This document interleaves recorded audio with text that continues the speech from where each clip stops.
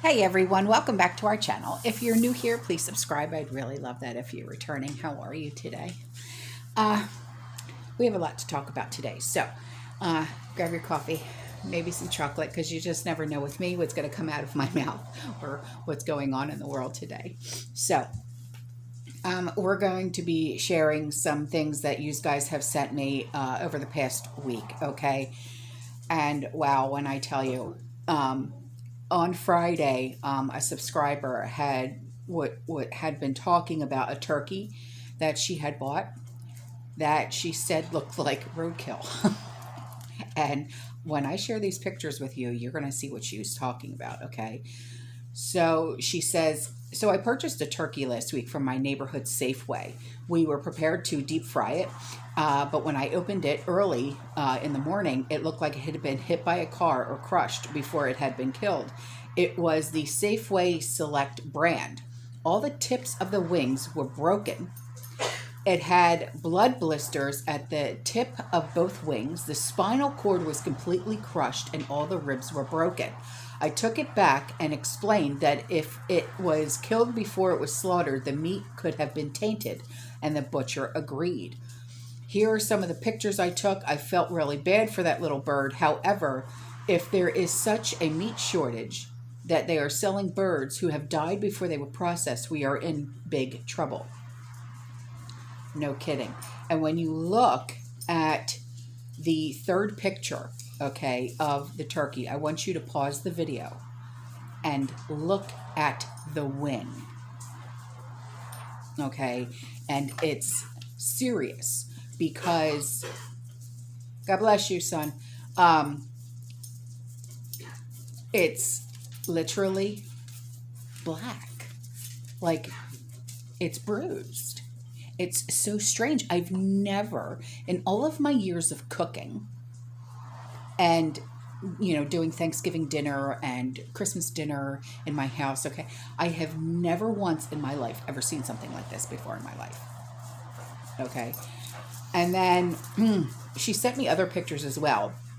So I will put these in as well as the turkey pictures, okay? She said, when I went to the store to return the turkey and peanut oil, they gave me my money back, but I noticed that they were out of plastic bags at every register and only using paper. The Starbucks was also out of things as well, and the baby formula has not been restocked in a few weeks, with only the formula for soy and off brands. All but one of the Similac formula was gone. It has been like that for several weeks now. If anyone is having babies, please tell them to breastfeed only, because we aren't going to be having the supplies for baby formula and baby food. And she lives in Tucson, Arizona. So, wow. Okay. And you guys know, because we have said this in previous videos, when the baking aisle in stores are low or when they get compacted to very short, okay, like, you know, like in a baking aisle where you have your flour, your sugar, okay, stuff like that. You know, they normally do like a 12-foot section or an 8-foot section of flour and then another 12 or 8-foot section of sugar. When you see those get compacted down to 2 to 4 feet, watch out. And then when the baby aisles start to get affected, make sure you are on high alert. Okay, so I'm going to put those pictures in for you right now.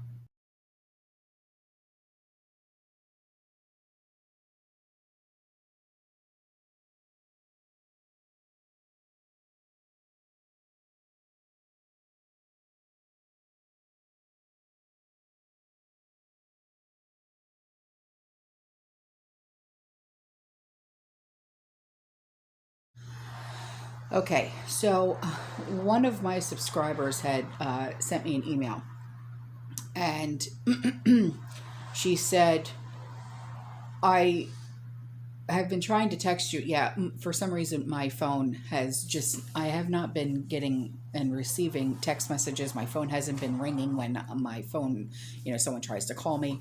And this is a new phone. So I don't know if it's T-Mobile or if it's my phone. Anyway, so she said, the one thing I was trying to text you about was at one of our gas stations in town, here on the pumps, there are stickers that say you are only allowed to charge so much if you're using Visa or MasterCard. And this is in Minnesota. Please don't use my name. Well, you know that I value your privacy, so I'll never say your name, okay? She said, we have gotten a lot of people to watch you, and some know right away who I am. Well, yeah, honey, I'm not going to say anything. So if you are in the Minnesota area, okay, and you're using Visa or MasterCard at certain gas stations, let me know, okay, if you're seeing these stickers, because you're being limited to your purchases when it comes to gas. Okay, so that's just a heads up for you, okay? Also, this was sent to me. She said, I saw a news clip where Potato was assuring people that grocery shelves will be fully stocked for the holidays. Sounds good, but do you agree with me that the stores won't have food in January? He is trying to make some people think the food shortage is over, but we will be depleting our store warehouses. Yeah, I absolutely agree with you. So let's have this conversation in the comment section, okay? Grocery store warehouses, okay? I've been hearing from people who actually work in these grocery stores and these grocery store warehouses, their warehouses are already depleted. And they're not getting in any more shipments. So let's have this conversation, okay, in the comment section, all right, because this is something that's very, very important. It really is. Okay, so here's something else. She, a subscriber said, I just wanted to share what my teenager and I did with our leftover turkey. We made 14 quarts and 7 pints of turkey bone broth from our 20-pound Thanksgiving turkey. Oh, this is so good. Thanks for all you do, and God bless. Well, thank you very much. I'm going to be putting this picture in for you so I can share with you what her bone broth looks like. Okay, hang on.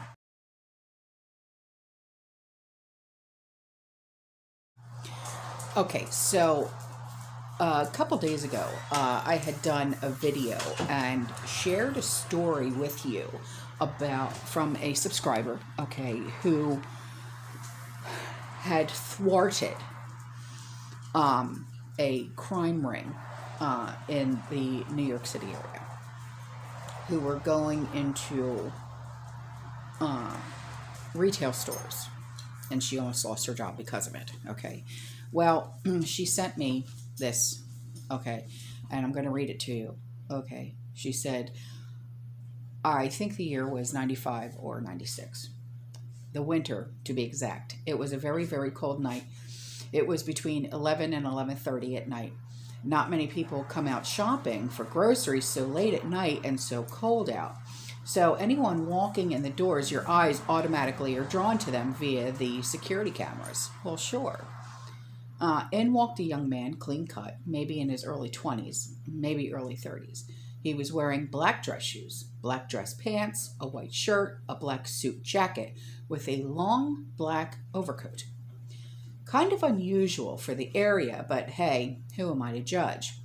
The young man selected some oranges, a few other produce items, nothing unusual there, but there was something about him I couldn't put my finger on. His body language, that gut feeling something isn't quite right. So I kept an eye on him, off and on, as he shopped through the aisles and picked up groceries, as many people do. For about 20 minutes, the man did not select anything unusual. Then all of a sudden, he selected 10 4-pack packages of D-cell batteries from the battery rack and laid them on top of his cart.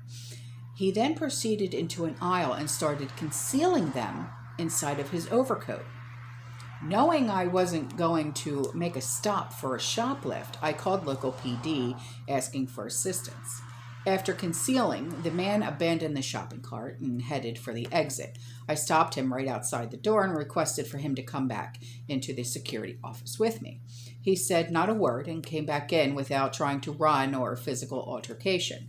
And once inside the security office, I requested ID from him, and he just sat there with a poker face, not saying a word. Just stared at me with a blank look on his face. And I requested several times for the shoplifted batteries back, and nothing, no response. And he just sat there.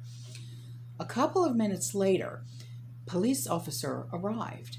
The officer requested for him to stand up, face the wall in the office. The officer helped him take off his overcoat and threw it on my desk. And when the overcoat hit the desk, I heard a thud, as if something was on the bottom of his coat. Getting the batteries back was not as easy for the officer. The man had pantyhose tied to his left shoulder, and he had placed all the packages of the batteries inside one of his legs of the pantyhose. Once retrieving the batteries, the officer cuffed the man. The man did not answer any questions from the officer. He just stood there, not saying a word. I said to the officer, there is something in his coat. It made a thud when it hit the desk. So the officer checked the coat and found the lining was cut. And inside the lining, at the bottom of the coat, the officer pulled out 12 different passports and 24 different driver's licenses and IDs with his face on them from many U.S. states, including countries of Canada, Germany, and Israel. Some of the driver's licenses and IDs matched the passports with some of the different names. The officer and I looked at each other like, what the F? Who is this guy? What did we just stumble onto? As the officer was taking him out of the store, the man looked back at me, giving me a slight smile, shook his head slightly, like he couldn't believe little old me just caught him. The officer brought him to the police station to be processed and fingerprinted. The man said not one word while at the station. The next night, the officer came by to see me, and this is the conversation. Officer: you know that guy you got last night? Me: yeah. Officer: well, after we ran his fingerprints, the screen went blank, and then the phone rang telling us to hold him, do not release him. Someone will be there to pick him up at daybreak and to watch him, not to take our eyes off of him.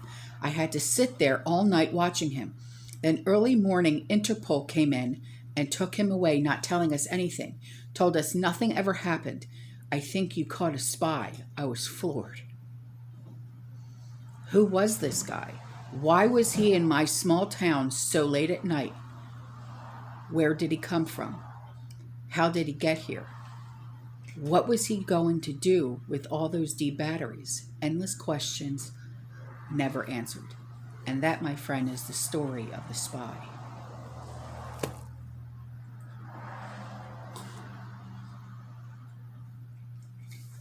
Wow. Can you imagine? Holy smokes. Working in a grocery store as loss prevention, and that's what you run into? Oh my God. Okay, so this was sent to me, okay, and she said, I prepped 7 quarts of ham bone broth. Tomorrow I'll do turkey bone broth. The leftover turkey, I will be making turkey pot pies for the freezer. Oh, that's a good idea. So she sent a picture of her canning pantry. Oh, nice. So I'm gonna put this picture in for you. Hang on.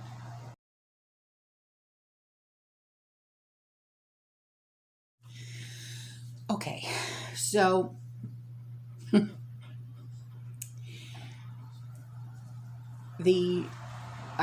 this is another email, okay, from the same woman who sent the other email, okay, about the loss prevention, okay.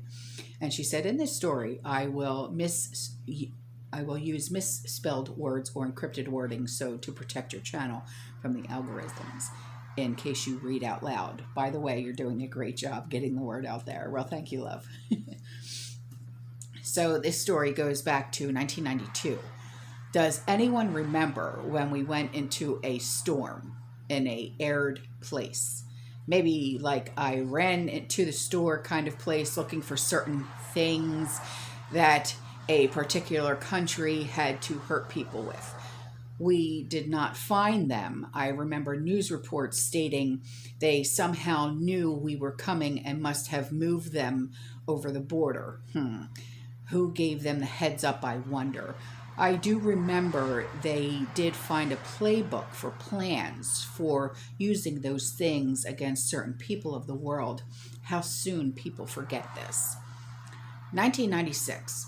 All up and down the eastern seaboard on holidays, when stores were closed for Thanksgiving and Christmas, stores with ATM machines were broken into and robbed of the money. Hundreds of thousands of dollars were stolen from Maine to Florida. The following year, 1997, we were sent a bolo, be on the lookout, for anyone taking notice of ATM machines in our stores.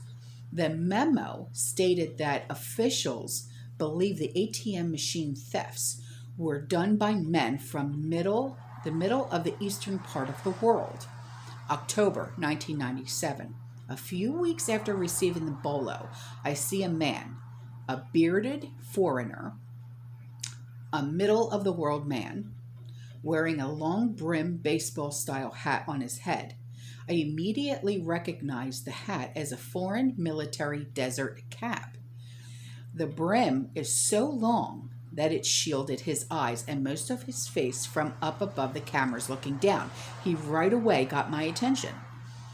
The man stayed in the vestibule for a few minutes, not realizing I was watching from a PTZ, or pan, tilt, zoom, camera located in the vestibule. He stood there looking straight down the produce section of the store. At first, I thought maybe he's waiting for someone. I continued to observe him, waiting to see if he walks inside the store, checks out the ATM machines. The man walked into the store, and instead of looking right where the ATM machines were, he kept staring down at the produce aisle. Strange, I thought. Yeah, that is strange, isn't it? He then walked in the store and walked back into the vestibule within 45 seconds or so. Standing in the vestibule, he pulled from his back pocket, a folded piece of paper. He opened it up and was like studying what was on it. Me being nosy, I zoomed in on the paper. It had hand-drawn lines and columns up and down and across. The words written on it was a foreign language in each column and line. I thought, this is unusual. What is it? The man placed the paper back into his pocket and turned to look out the windows. It was almost as if he felt something staring at him, because he turned real quick and looked up to the camera, then quickly turned his head down and out the door he went. I really think he felt someone watching him. If he was trying to be all stealthy, too late. I got a picture of his face. A face I'll never forget. I followed the man with the camera out to his vehicle, where he had parked way, way, way out, far from the store. A Jeep pickup truck with a Massachusetts plate. Thinking this might be related to the ATM thefts. A year earlier, I called local PD. A few officers stopped by to watch the video. Everyone agreed the man was up to something. But what? That year and all the years after, no ATM thefts happened during the holidays. 2001, I lost a very dear friend of mine on the 78th floor of the North Tower. Wow. A day everyone remembers and should never forget. We'll never forget that. A couple of weeks went by after this unforgettable date, and when the video of the foreign man popped into my head, and for some reason I did not get rid of that video. I I had held on to it in my security office.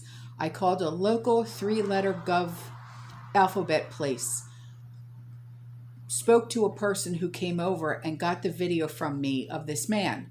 A week later, that person called me, seemed a bit nervous, and stated, I am not supposed to tell you this, but that person, that man you caught on camera, the plate on the Jeep, came back to the cell in Boston, where all those men came from to get on the planes. Further stated to me, we think that man got on one of the planes. He looked similar to so, and so they gave a name that was a big part of what happened that day in 2001. They then stated the piece of paper the man pulled out of his pocket was written in Arabic. We know that they had planned on using a substance that sprinkled on something like produce. Someone coming along and touching it, and it would make them very sick, if not death, before anyone figured this out. Many would have been affected. That man had a large number of supermarkets marked on the paper from Brooklyn to Albany, New York, and I was stunned. A week after our conversation, I wanted to talk to this government person again and ask a question. Funny, the person on the phone stated to me that that person no longer worked in that location and did not know where they had been transferred to. I have always kept this info in the back of my mind, always nagging at me from time to time. I tell the story over the years to whoever would listen, only get an eye roll, a snicker, as if I have 3 heads hanging off my shoulders. No one can believe at a supermarket such things could happen, as if the supermarket is this complacent place. Well, it's not. And where do people go the most? To a supermarket. Bad people go to supermarkets too. So what's happening today does not surprise me. I question, was it a certain thing? Is it sprinkled? Is it mist in the air by a perfume bottle? Because certain areas and people seem to get hit pretty hard, or harder than others. It's just my humble opinion. And just to let everyone know, I worked near the hot zone when it all started, when it had a name. Many, many people from the hot zone panicked, shopped in my store. Don't be scared. Be prepared.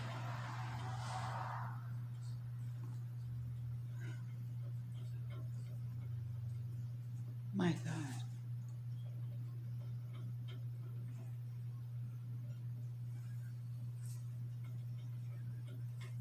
My God. I have no words.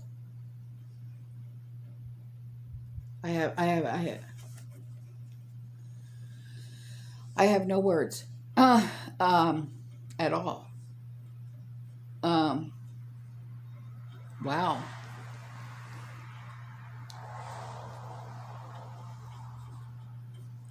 Okay, one more. Okay.